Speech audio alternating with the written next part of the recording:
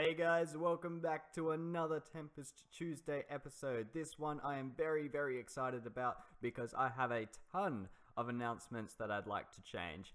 So very briefly, I've got new dungeons, I've got another announcement coming up, I have the XP collector coming out soon, I've got the mobile deployer coming out soon, we've got new dungeon loot, we've got new staffs, I've got heaps of optimizations which I'm going to talk to you guys about. And overall, I am just very excited. So I'm just going to take a look at the dungeons real quick, show you only the ones that people submitted to me. I am still taking submissions and I will be for a very long time. I haven't looked through all of them yet, so if you don't see yours here, don't panic. I'm yet to look at it. So I've got a room here which I've edited. This one's made by Awesome Plays. So we have a TNT room here with a chest in here. I did the chest loot myself and I will be doing that for all the structures. Here I've got another one. This one is made by Redazure, and as you can see, everyone's credited within the dungeon. So if someone were to go into these dungeons, they'd see you there, and you will also be credited on my website on the front page of the Tempest's Box official wiki. And here I have another one here, which is made by Awesome Plays. There we go. And I actually have another one around the corner, submitted by Crazy Pets 321, who is actually a patron of mine, and I'm not going to give away what this does, but it's super exciting. Okay, so everything else you see here is just made by me. I'll just scroll through it very quickly because I don't actually want to spoil the dungeons. I'm going to go through here very quickly as well. There we go, dungeon right there. It's randomized actually as well. The rooms are completely randomized, which is why you see the rooms on the outside rather than the inside. But yes, be very excited about all those things. Okay, so the very first thing I'm going to show you is the XP collector and how that works. So the XP collector is crafted like so. You have glass on the outside and a bottle of enchanting in the middle, and that is obtained by trading with a priest. So pretty easy to get, apart from the crafter, which is quite expensive in itself. Okay, so we throw this on the ground and there's our XP collector. Doesn't really do anything on its own. However, if I were to have some XP orbs nearby, then you will see here that it actually collects the XP orbs like that, which is pretty cool. And it has a very delicious sound like that as well. Okay, so you can see that the XP collector has filled up a little bit. Now, what is it used for? Well, if you have a glass bottle and throw one of them on here, then you'll see you can actually get the XP back, and we'll see that in a sec. There we go. Okay, and then you can see that this is almost empty again, so I'll throw that on here and it should in theory just stop working now. Okay, good. The other thing that you can do is that you can deposit your own experience inside. So I've got 340 levels now, and this scales as well. So a level at level 30 is worth more than a level at level 5. If you don't know what that means, then don't worry. It's just balanced out. So if I were to stand on here, you'll see that it basically drinks my experience, and then I can throw a bottle on here and use it for later, like so. And so it's got a huge maximum limit, but basically when it reaches the max, you'll see that this tank is entirely full and it will just stop accepting things altogether. One thing to note about the XP crafter is that if you break it, you will lose all the experience and then you will have to start again. Alright, so this can be used for all kinds of things. You can combine it with poison emitters to create very easy XP farms that automatically collects and stores your experience, which I think is pretty cool. I made Mesa Raiders a little bit more useful. You see, if you have a magma block on top of them, or soul set. Okay, so the magma block here made netherrack this time, but it's randomized. I'll just show you the things that they can make. Okay, so I've got netherrack again. Soul sand gave me some gunpowder. This actually gave me a slime ball this time. You can get vines and cobblestone from that. You can also get blaze powder from this. There we are. And you can also get gunpowder, but it's a little bit more rare. Okay, so let's go to the soul sand here. I've got some blaze powder again. Okay, let's see if we can get something a little bit more interesting. Oh, I got some mysterious dust from that. That's good. You can get 1 to 2, which is great. I'm using loot tables to randomize this. Oh, I got 3 that time. Wicked. And you can also get gunpowder here, so you can make some gunpowder farms, and flint, I believe, is the most common, just so it's not too overpowered here. And so you can use quarries in the nether as well, and that was the other thing I changed. Quarries will no longer mine netherrack. That way you can get access to the other items a little bit easier in the nether. I've also made a change to the block transformer. Block transformers can now convert ores. Here are the conversions here. It can convert coal ore into iron ore, iron into redstone, redstone into gold, gold into lapis, lapis into emerald, and emerald into diamond ore. I'm not entirely sure if this is balanced yet, considering it can convert 8 at a time. One of these costs 3 redstone, 3 mysterious dust, and 3 sea lanterns. And remember that this thing can also turn prismarine into sea lanterns. So I think it's a little bit overpowered at the moment, but I'd love to hear your feedback in the comments there. And as you can see, it's converted the ores for us. So we need 1, 2, 3, 4, 5, 6 attributors and a little bit of time in order to turn 8 coal ore into 8 diamond ore, and remember that you can use a fortune pickaxe for this as well. Now this next change might be a little bit controversial, but I have actually removed the attributor for the spirit gems. You can no longer craft them using the attributor, and the attributor can't even be made anymore. If you don't know what that is, that's what we used to use to create the gems. Now all you need is the Tempest Crafter, and apparently the loot table here is broken, so I'll have to fix that. Okay, so that issue now is fixed, as well as another issue with the custom crafter not working correctly. I've also fixed a bug involving lag with the mage. That's all done. Okay, so we got Rabbitine from that, so this is working again, and you can still craft the spirit infuser as usual, so you need a nether star in order to capture spirits. Speaking of spirit infusion, you may also note that the spirit reader is removed. I've removed it because you now need the spirit reader staff, which can, not sure if I should make it dungeon exclusive, but basically what you do is that you hold this in whatever hand you want, you right click, and it will tell you exactly what it does.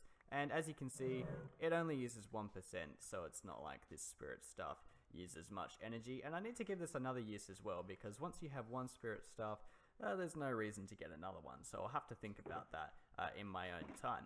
And now we have a very, very special announcement from TPC Bonehound about a Tempest Box server. If he hits $50 on his Patreon, it will now be an affordable goal to have. Basically, this server will run all the Tempest Box modules. The modules that are released will be on the server 2 weeks before they're released to the public, so if you're on the server you have early access to everything.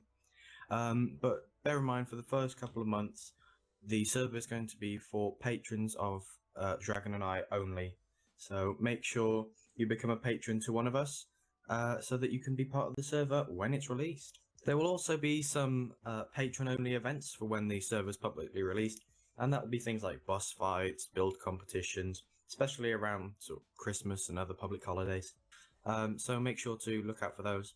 And not only that, but TPC and myself will be occasionally streaming these events, or just us playing on the server, so it's definitely something you'd want to be a part of.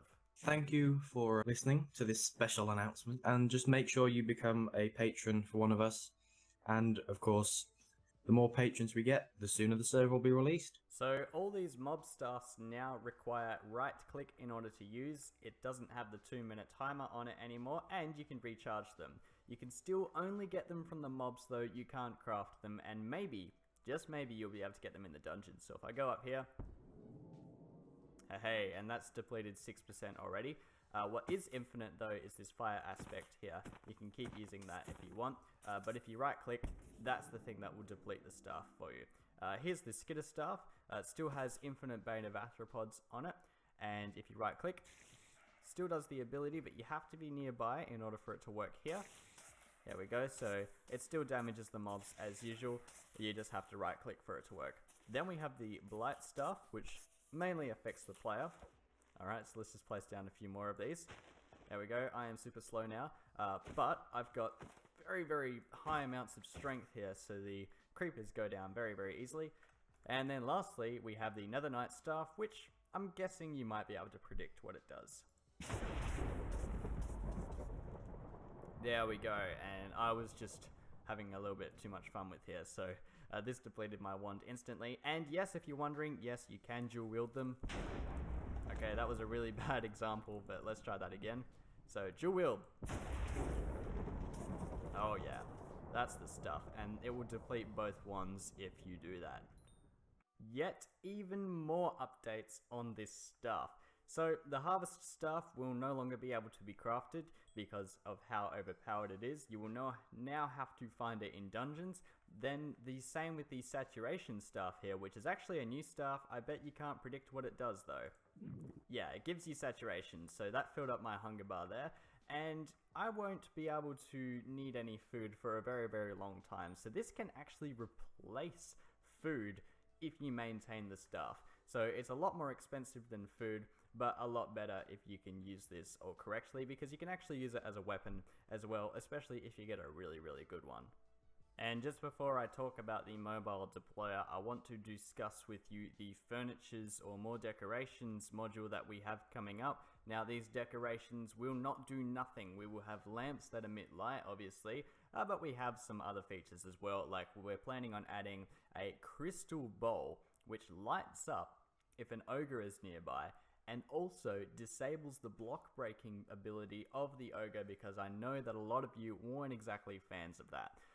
Also, I have planned a tube which basically takes you down to y equals 10 instantly and creates a mine for you there, and a lectern which spreads you 500 blocks away from the base if you interact with it, and you can use this for the cost of maybe XP, something like that. So that's what we have planned. We don't really have a lot of ideas as of yet, so if you have any ideas for that, please leave them in the suggestions below. And of course, we'd also like it if you put this in the discussion Discord that we have for the Tempest's box. We'd really like more activity there so we can have more feedback, more discussion, and see what you guys are doing in your Tempest box survival worlds at this stage.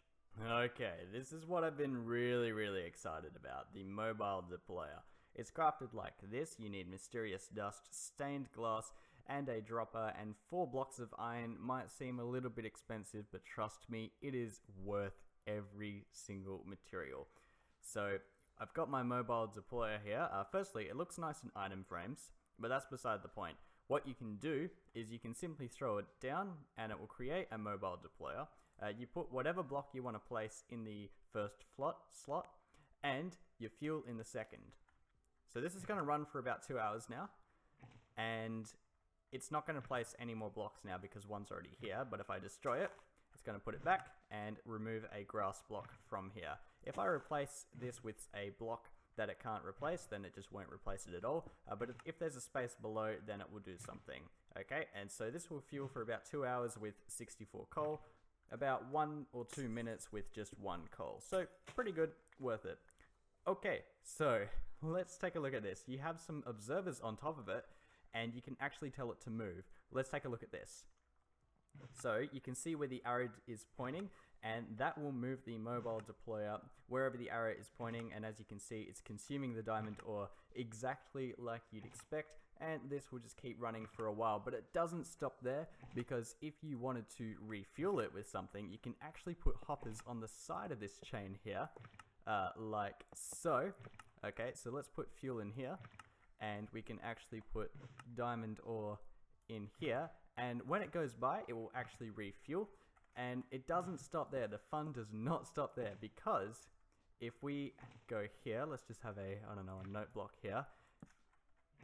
It's able to detect if it goes past, so you can do that kind of stuff as well. It's a very incredible tool. Now, if it's not actually doing anything except moving, it still will use up fuel. The reason why I've got the fuel system here is because it's a block placer. It's going to be very laggy, so that's why it's temporary. So, this has a lot of uses. One of those uses includes automatic wheat farms. Let's see this in action. So it can deploy seeds as well. The rules are it can deploy anything that can sit on the ground. So things like ladders and vines are off limits, and also it has to only take up 1 block space. So beds and doors are also off limits, unfortunately. The block has to also be obtainable, so things like end portal frames are also going to be off limits. Now the uses don't stop there. I bet a lot of you have been wanting to create an automated sand sifter farm. Well, now you can with this system, and here I'm going to create an automatic blaze powder farm here, and this is also going to farm out some gunpowder as well. So incredibly useful. Seriously, cannot wait to release this. Okay, in terms of dungeon loot, I don't want to spoil too much, so I'm only going to show you 2 things. Levitation arrows, pretty self-explanatory. Then we have these quick boots which give depth strider 3, feather falling 3, and it has the Curse of Binding, so once you put them on, you have to wait until you die, or if they break, to take them off. But on the plus side, it does give you a speed boost as well, so it might be something you want. I'm having a risk-reward situation here, so those are quick boots. I'm not going to spoil the other things though. Those things you will just have to decide for yourself once I release the Dungeons module, which I am very excited about. Looking forward to that. Just before I wrap up, I am still accepting dungeon submissions. As you can see, I've got some rooms here. I'm going to have a rule change though, just to give you guys a little bit of lenience as to what you can and cannot do. So here are the new rules. You can have a maximum height of 6, and it has to be 7 by 7, 9 by 9, 11 by 11, or 15 by 15. If the dungeons you've submitted do not follow this criteria and you've already submitted them, don't worry, I am actually adjusting some of them to make them fit. Like this one here was too high, so I lowered it, and this one had the wrong block type as well, just for the dungeons, so I changed that. So if you are not following the criteria, don't worry, you will be less likely to be included, but that doesn't mean you're going to be excluded altogether. Also, I've got these dungeons here, well these structures here, which spawn on the surface of the world. So these are just made with one structure block. They're not randomized rooms at all, they're just things that you can find on the world. So feel free to submit those as well. Just make sure it fits into only one structure block. If it fits into any more, then it probably won't be included due to command stuff. But these are looking very nice in the world. Again, not going to spoil too much about these, but I'm super excited. Anyways guys, thank you very much for watching this update. I will see you all in the next one. Take care.